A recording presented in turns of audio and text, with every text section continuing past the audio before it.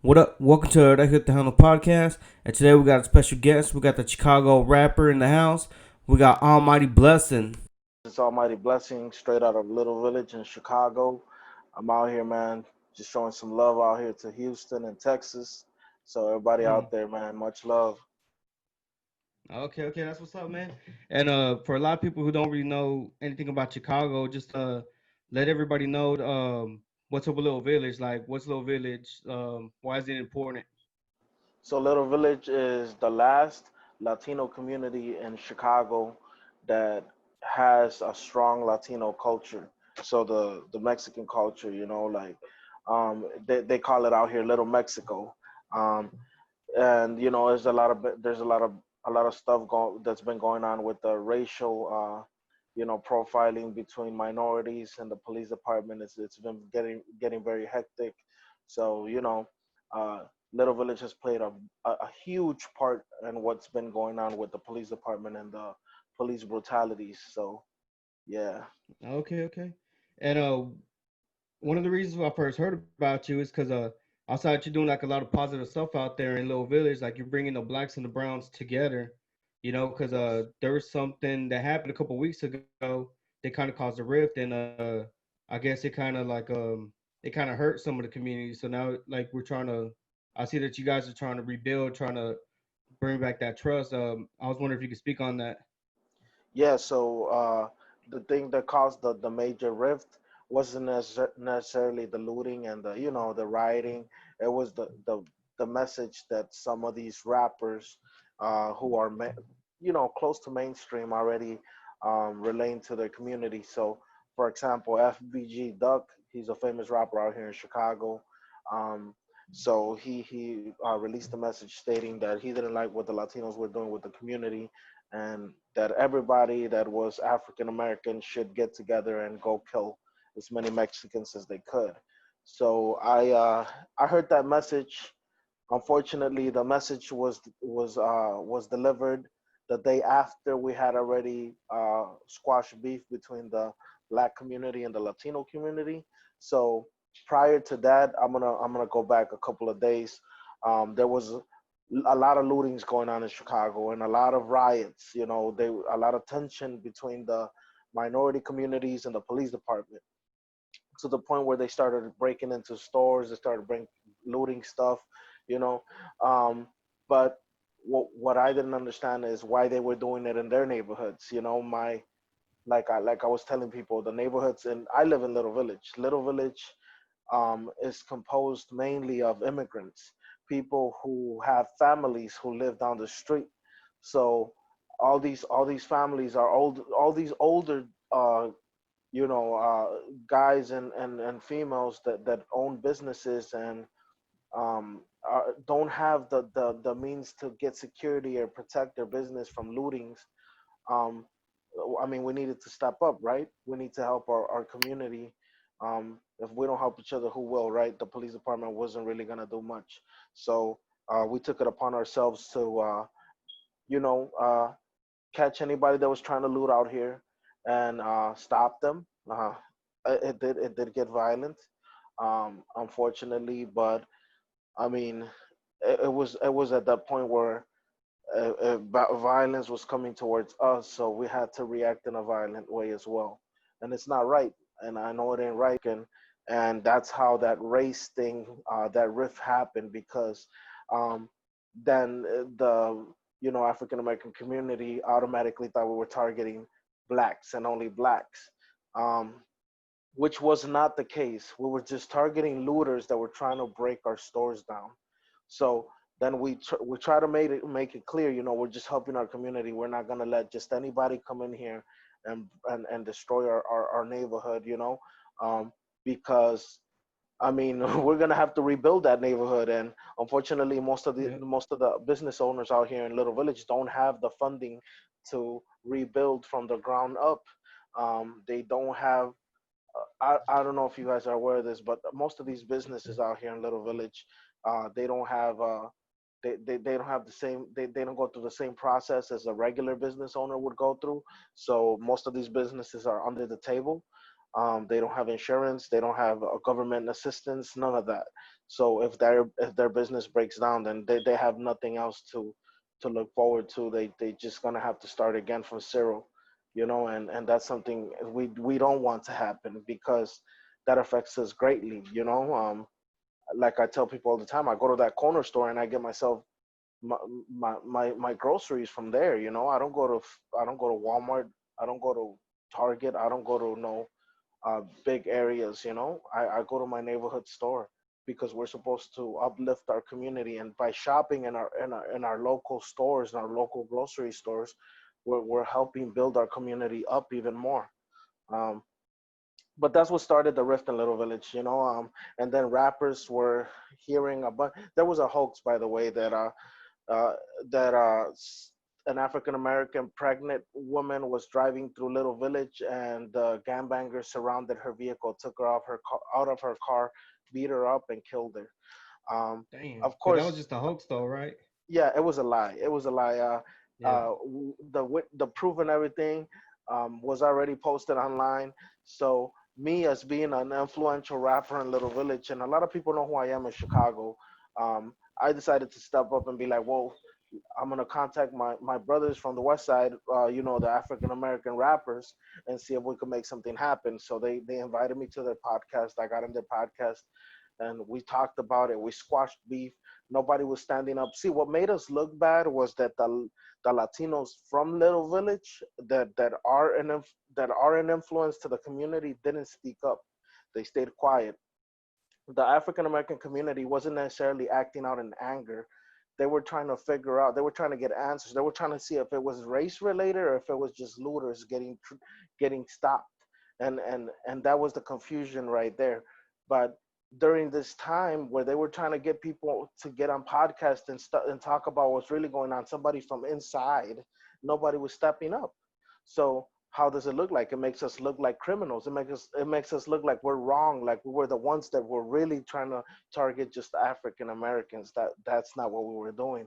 So I stepped up and I spoke with a couple of rappers out here. SG Batman, I really appreciate that brother out there. You know, he's an one of the activists for the Four Corner Hustlers out here in the west side of Chicago. He decided to meet up. He drove from his neighborhood and drove to my house in Little Village and made a live, Hmm. just to make sure that people were aware that there is no such thing as African Americans being targeted by Latinos. Man, We that's hanged big. out That's for a bit. big.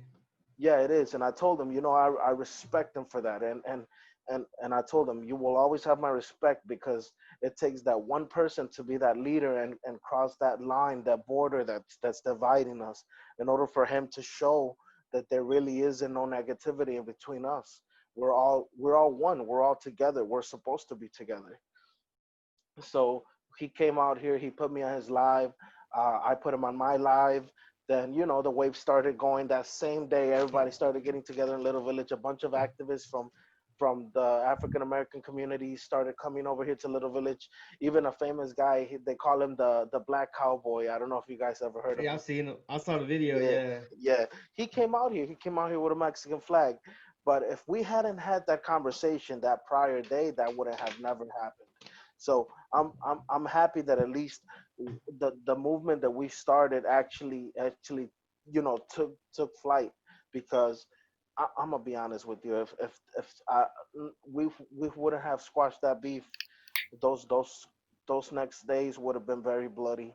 Um, it was to the point where both sides were getting ready to go to war, and it would And have that been. wouldn't be a good thing because I mean I'm from Texas, but you know, we hear about Chicago. We hear Chicago a lot. You know what I'm saying? Like, Yeah, so we know Chicago is like something that it's not something that you play with. You know, like the streets of yeah, Chicago. Like, it's a very serious issue out there. And I'm glad that you guys came together and squashed that beef and brought that unity back because I feel like that's something that we need. You know, that unity. yeah. You know, You know. it's hard because um, again, there's so much negativity in social media. Even when you're scrolling down your Facebook timeline or your Instagram, there's always somebody saying something bad about somebody else, and that's what lights the fire even more. And we try to squash that. So what happened after those couple of days, after we had squashed beef, the Black community was out here. We did a Black Lives Matter march. Our little village arch, the arc has Black Lives Matter on both sides. Huh. Uh, we got together and it became very tight. Um, we became one. Rappers came out and, for example, FBG Duck and relayed that message to his fans. That that blew another bomb. That dropped another bomb on Chicago, and it was very, he's so misinformed. And I don't mean to bash on FBG, but I know his mind was clouded and he just needed to take a step back and really think about what's going on in Chicago. I feel like this individual doesn't really know what's going on in the city. Maybe he's somewhere else. But that about the pregnant lady getting killed, that wasn't real. And that was just a ploy to get us to fight each other and eventually kill each other off. Good thing we caught it before it, if before it got worse. Um, but I respect the African American community for taking the time to really just sit down and talk with us and listen, because it takes two. If we got to be on the same page, because as much as we want to try, if one side's not on the same page, it's never gonna work. And it's been working. It's been slowly healing. The looting stopped. The rioting stopped. Um, I mean, we're forgetting about the matter here. The matter is that the police is being is committing a lot of crimes, and they're not being processed for their mistakes. Like, and it's not even mistakes; they're doing it on purpose. Like what happened with George Floyd, that shouldn't have never happened. I mean, it was 10 whole minutes. What's the excuse now? Like, what, the man was in his back for 10 minutes. Like, there is no reason why an officer should be even doing that. Their protocol states they should, once the assailant is subdued, they put him in the back and take him to jail. They didn't do none of that. They let it happen. They stayed there. That's why what ignited everything even more. And then other stuff that's going on.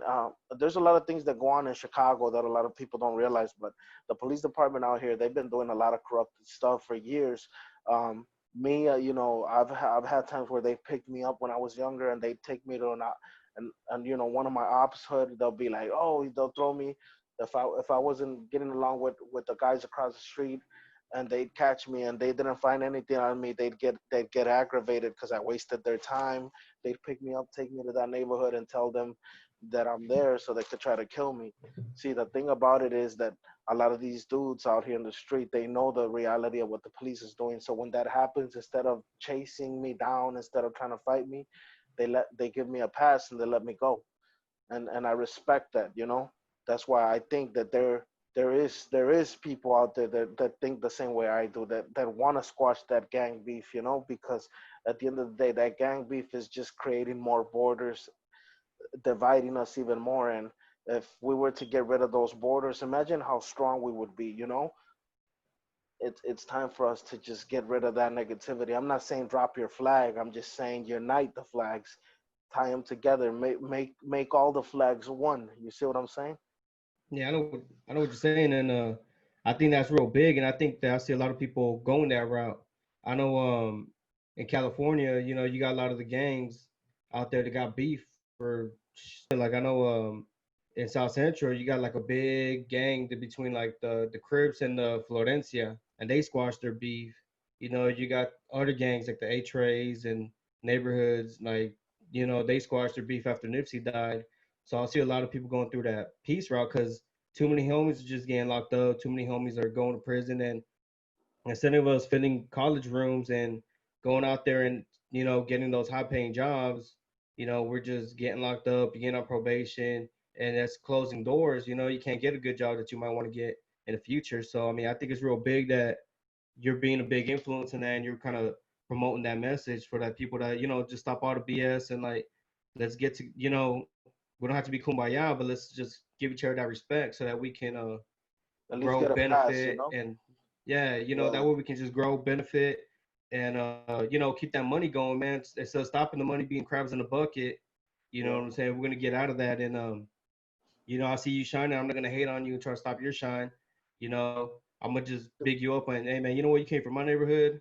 That's what's up, man. You came from a neighborhood similar to mine, and I see you're shining. You're doing your thing, man. That's real. That's big. Like, and that's kind of the mentality where I feel like, everybody kind of needs to get to. Stop all that hate and just everybody needs to just get on that grind. And support Yeah, each I other. mean, Stay united. there's enough food for all of us to eat out here. There is, you know. Exactly. And Um, I kind of want to go back to some of the stuff that you were saying. When I was doing my research on you and research on like Chicago, because I've been to Chicago before, but I just visited. It's different when you visit and when you're from there. And one thing I noticed is that Chicago is one of the most segregated cities in the country. I mean, and I was wondering if you wanted to speak on that, like, because it's not just segregated by race, it's also segregated by neighborhoods too. Like, just because you're Hispanic doesn't mean you're allowed to kind of go here, go there. There might be, you kind of stuck. You get what I'm saying? yes, yeah, and that was a big thing back in like 2015. I would say that was the last time that Chicago was as tightly segregated. Uh, all these new school rappers doing a lot of collabs. It looks wrong.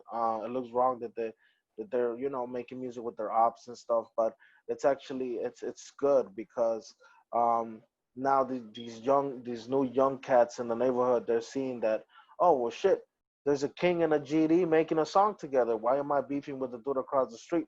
You know? And then they start hanging out together, and then that they squashed that beef. But yeah, prior to 2015, there was a lot of segregation out here in Chicago. You couldn't walk through a neighborhood if you were a certain color, or you were wearing a certain color, or you were a certain race. There's an area out here called Garfield Ridge in Chicago that's very very segregated.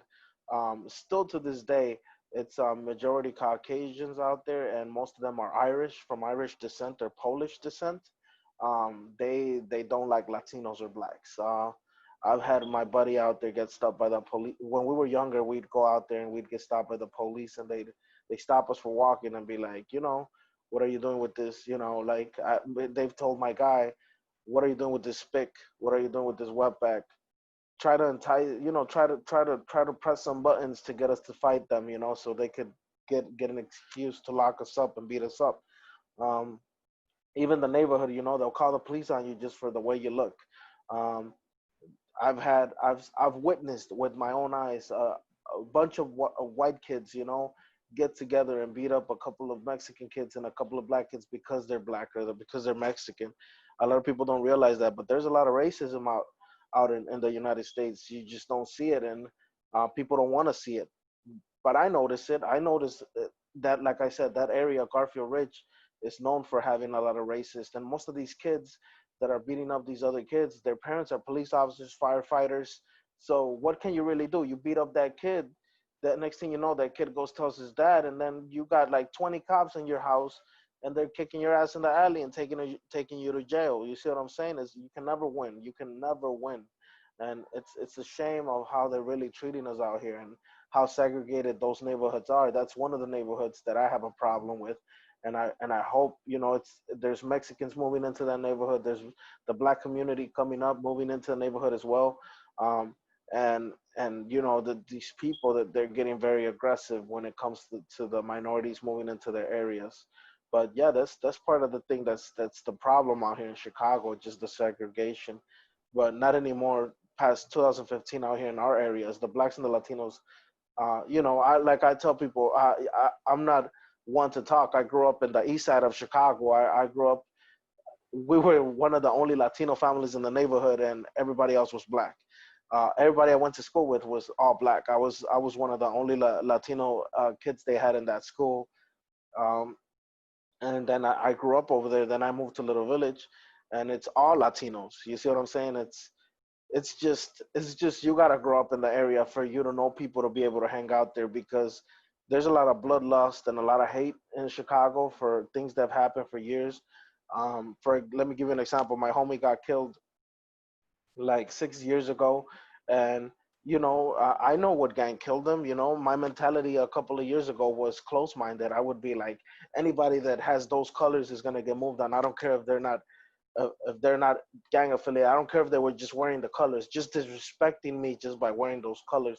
But that's just me thinking close-minded, me having my mind closed and being so like so simple-minded. It's just now that I'm getting older, I'm noticing. I'm like, wow, that was very childish of me. And why am I breaking down my people? Why am I sitting here shitting on my people when we're supposed to help each other out?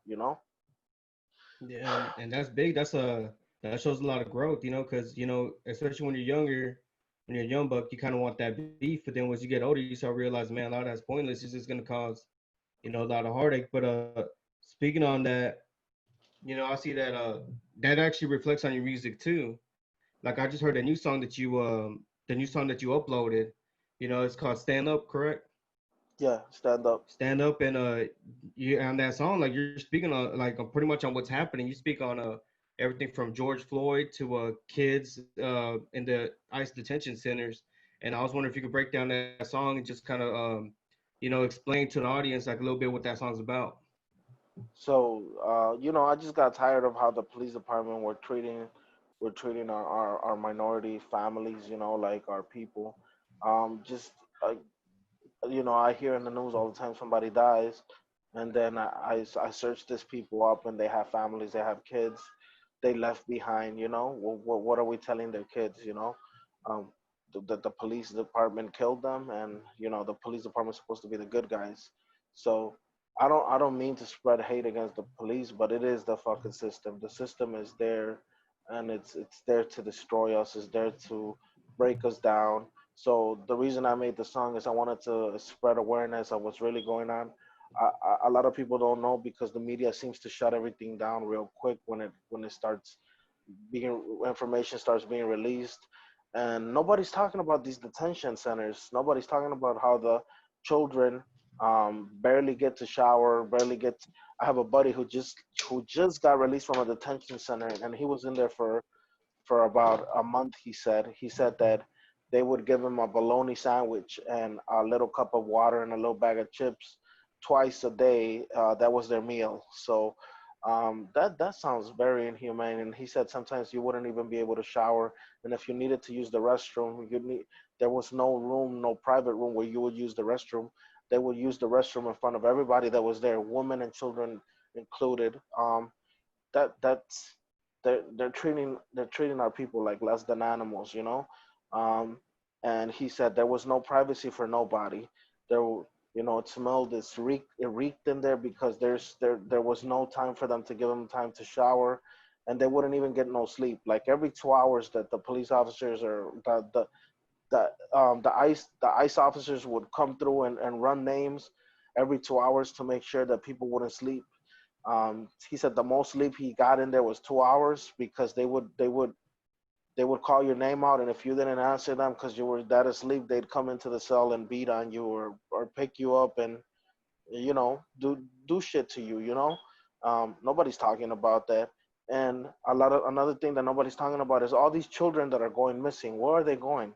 Where are all these kids disappearing? Like how is a government facility losing so many children and not talking about it?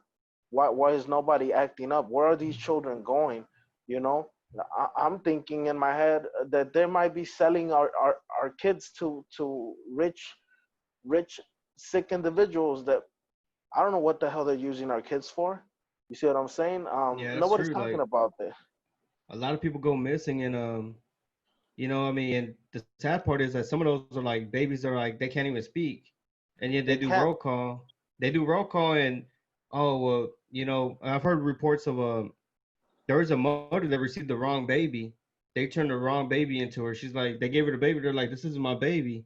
Like they don't even know how to keep track of each other. And you're right about the whole detention centers. Like that's something that really needs to be on the spotlight. You know, what I'm saying I salute you for doing that song stand up. Because you bring up everything from the police brutality to to the detention center. That's something that it affects us all, and so a lot of that's connected too because of private prisons.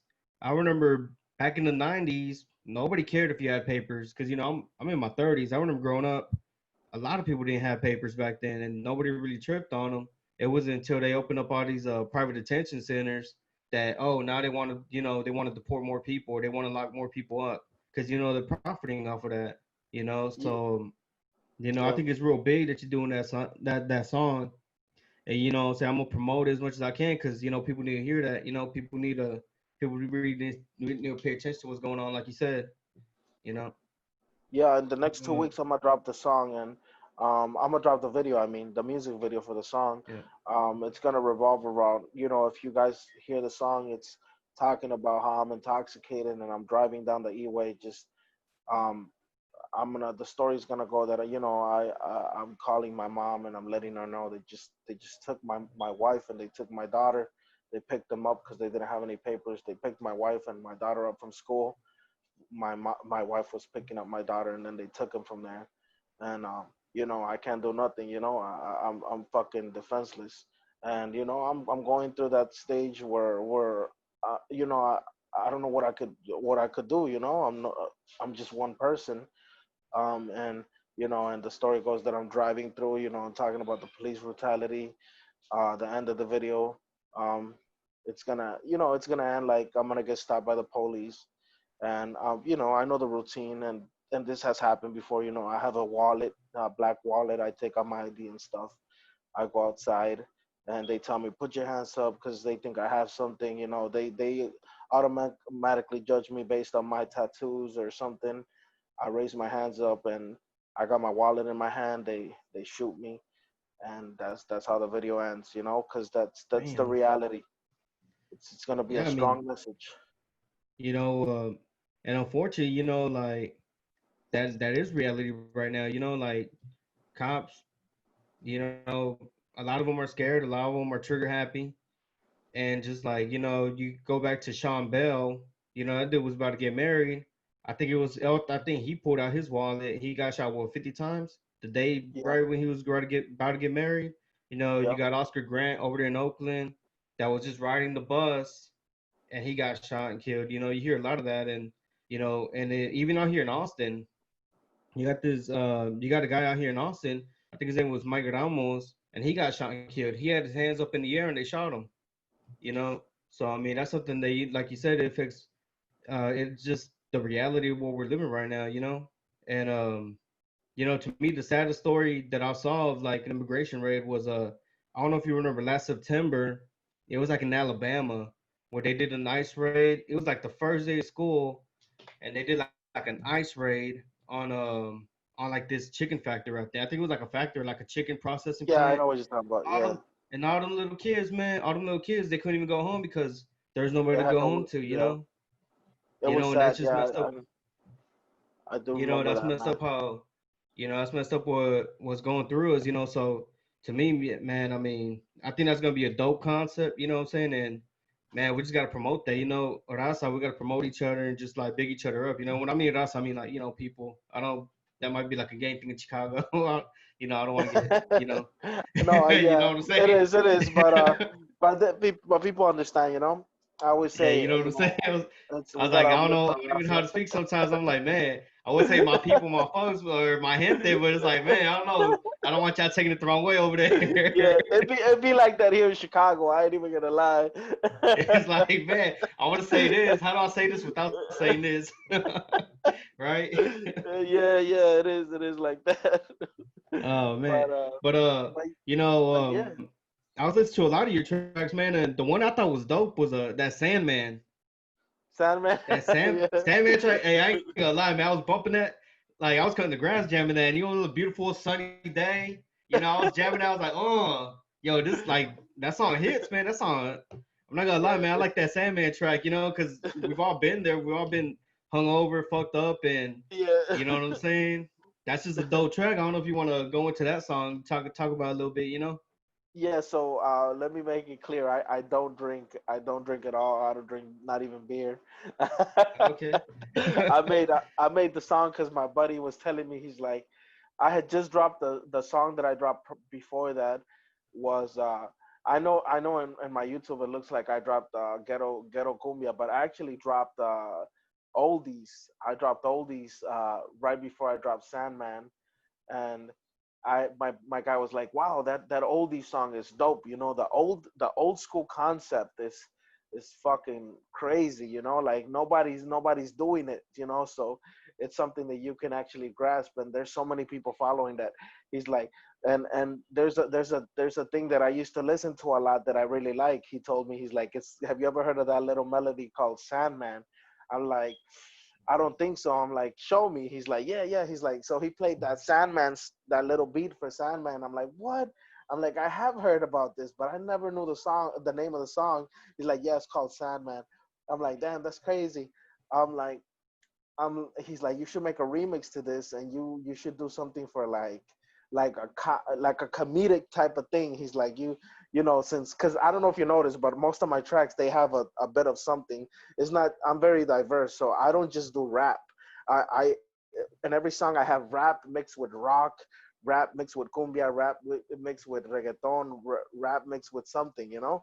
So he told me to and the funny thing is, we were also watching that movie The Hangover, and he's like, wow, you should make yeah, he's like, you should make a song about, you know, how we have a hangover, and how we ended up, you know, how we end up, because we hanged out before. And he said he's completely blacked out before, to the point where he said he woke up in his his mom's front yard, and he didn't know where the hell he was, and his mom woke him up. And he's like, yeah, he's like, you gotta make something like that, bro. He's like, do it for me. So I'm like, all right, cool. So I composed the, you know, I took some ideas from the Hangover movie, and I took some ideas from his life, and I'm like, yeah, you know, I'm gonna do it for my guy. So it was just a joke, to be honest. I was just making it just for fun, and people actually liked it. Oh I'm man, like, that's yeah, well, crazy. it hit, man. It was dope, man. I was listening to it. I was like, man, like Yeah, everything, the melody, the content of the music, of the song, the concept. I was like, man, it's this catchy. shit Yeah, hits, man. This shit's dope. You know, that one and the oldies one was dope too. Like I know how you were talking about the oldies. I thought that yeah, one was pretty dope too. I was always big into like Chicano rap. So I know like Texas, we never really did it that much. It was mostly like screw out here. Everybody jam screw. And if you screw and Spanish music, so like cumbia, música norteña. But yeah. I've always been big into like Chicano rap, so I know like you had a lot of like the older heads, like the older like Lil Robs and them, they kind of did the oldest things. But the way you did it, man, it just sounded like a real modern take on that. It sounded different. It didn't sound like like the other cats. It sounded pretty dope. So I don't know if you want to speak on the oldie song too.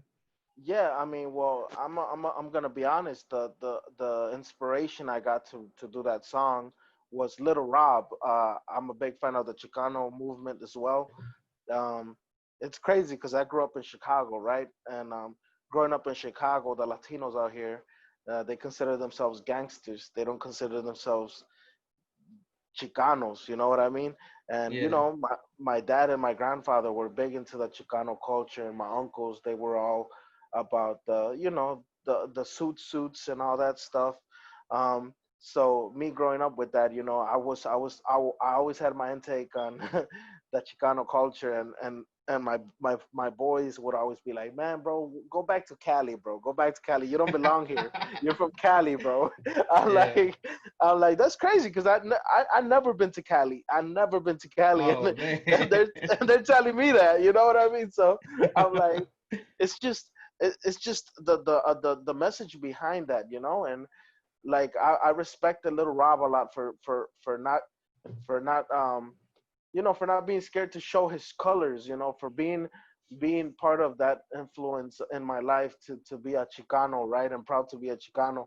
And you know that song, what is what is it called? Um,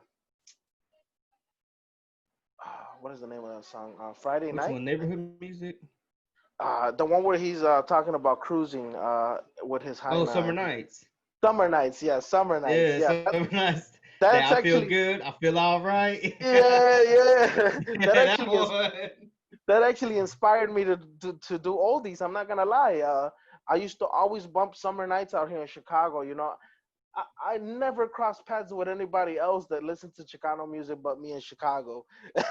Damn, So, that's you know, crazy. yeah, that is crazy. That is crazy. And you know, I've always been a fan of the Chicano culture. Like my inspiration for my music has always been Kid Frost, SPM, Juan Gotti, Little Rob, Mr. Capone. those awkward, JP, Quinto Sol, um, Cartel de Santa, all these Latino Chicano Yeah. rappers were what I grew up listening to, and a little bit of Easy, Dr. Dre, Big Pun, Tupac, um, but my majority of influence came from the Chicano culture, and that movement itself uh, was fascinating to me. How the Latinos were fighting back by wearing those big ass suits, making sure Yeah. that, making sure, sticking it to the man, oh, I'm wearing extra material because you feel like we should don't have enough material for war. Well, Yeah. um, and They were stunting on them, that was like how I used to stunt back then, yep, yep. So I'm like, damn, You I know what gotta I'm make saying? something. I gotta make the next hit. I didn't want what I grew up on, because the last good oldies that I heard was Summer Nights. You know, that Yeah. touch of old school. And I'm like, man, I can't let this die here. I gotta make something that's gonna bring it back. And I created oldies, and I'm like, when I created oldies, I'm gonna be honest, I was barely starting. I didn't, I be, like people, not a lot of people knew who I was. The reason people started hearing of who I was because I posted my music on TikTok. Not necessarily me, but I posted my sound on TikTok, and some cholas. Much love to those cholas. They picked up my song and made a TikTok to it, and it blew up. It got like 3 million views in like a week and a half. And it's still blowing up right now on TikTok. It's got, and I appreciate that. And it blew up my YouTube video, my sound, and I have much love for a lot of these pages that hit me up. Shout out to Lowrider, they hit me up on Instagram.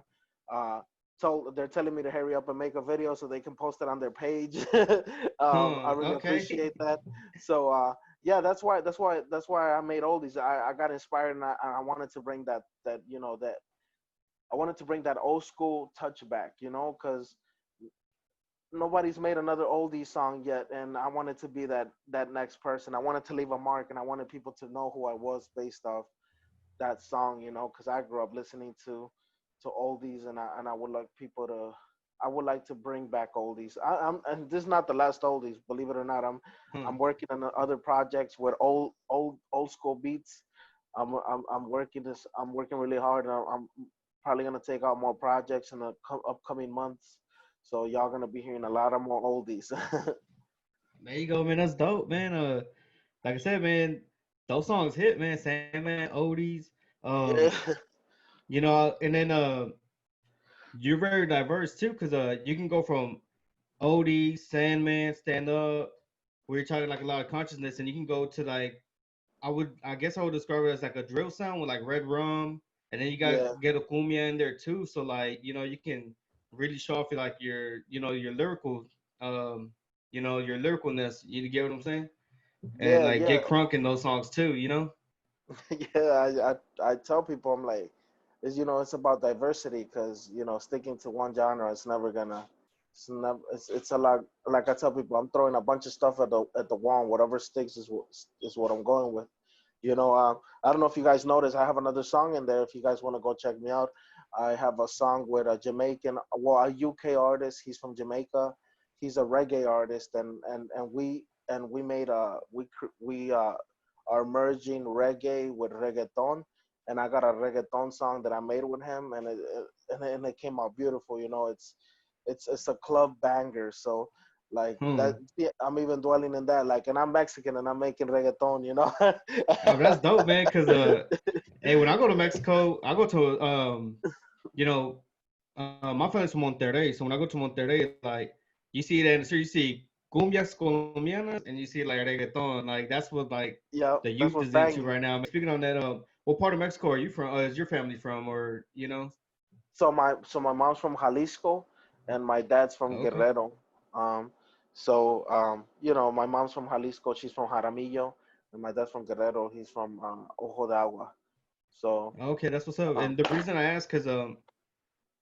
reason I asked that is just because I know like a lot of people are like, oh, he's Mexican. Where's he from? And then like when you say where you're from, people get that extra pride, And then Jalisco's Yeah. everywhere. Like out here, it's mostly like Monterrey, Tamaulipas, but there's a lot of Jalisco here. Cali, oh man, California's all Jalisco. It's like all Jalisco over there, Like Jalisco's Yeah. everywhere. They kind of spread out. So people gonna hear that Guerrero too. They're gonna hear that. They're gonna be like, oh man, that's what's up. That's Yeah. my primo. That's why we probably related and shit. Yeah, that's probably what they're gonna be. That's what they're gonna bust out saying. People take because me and my boys we get targets all the time. I got a boy from San Luis, always talking down on Monterrey, Montegay, da, da, da. And I'm always talking down on San Luis. Yeah. Like oh man, San Luis, man, San Luis sucks. So you know how we are, man. We kind of hate on each other. You Mexican, so we We always all, back to yeah, Mexican. we all from the same country and just Yeah, we all different from the states. same country. We back each other up. And then when you got two, that's when you go into what region. Okay, well he's from this part. I'm gonna rock with this guy. He's from that part. Yeah. So I mean that's dope. That's dope, man. And pretty much have you thought about collaborating with any other artists? Like are there any artists out there that you want to collaborate with? Shit, well, shit. There's a lot of artists I want to collaborate with. There's a lot of artists I respect. One artist that I respect, especially coming up, and he's up there, and I would love to make music with him is King Little G. I don't know, Okay. yeah, King Little G. He's Yeah, a he's a good rapper, he's big out here. and he's very, very, he's a conscious rapper, and I really appreciate that. I listen to a lot of his tracks, and they're deep, and that's what I'm looking for. I'm looking for somebody that's as deep as I want to be, and for us to be able to make something about our people, our raza. Want to be able to to collaborate with somebody that can, we can make a song to uplift our people. Um, Same thing. But the rapper I wanna like top one I want to make a collab with is Kid Frost, man. I've been a fan of Kid Frost since I Hmm. was a young kid. My dad grew up on Kid Frost. Yeah, it'll be a dream come true if I make a collab with Kid Frost. Kid Frost, man. This for la raza, Yeah, yeah. Like, oh I, man, another thing you gotta be careful where you bump him in Chicago. I do it anyways. I don't give a fuck. I'm like, yeah, that's my boy right there. I love Kid Frost, man. There you go, man. Yeah, Oh man. Well, all right, man. We're gonna end the podcast, man. But tell people where you're at, man. Tell them where they can hit you up on social media and everything. yeah. So yeah, I mean, I'm on all major platforms. If y'all want to listen to me, I'm on Spotify. Google Play, iTunes, uh, Pandora. YouTube, Instagram, Facebook, Snapchat. So it's all the same. Almighty Blessing. Just look me up. Almighty Blessing. It's not together. Just separated. Almighty Blessing. You're gonna find me. Same thing. If anybody wants to hit me up, give me some advice, or just want to share their story. I welcome all your stories because that gives me more ideas to make more songs, and I would love to share people's stories out there. So if you have a story and you'd like me to make a song about it, go ahead and hit me up. I don't mind making music based off real events.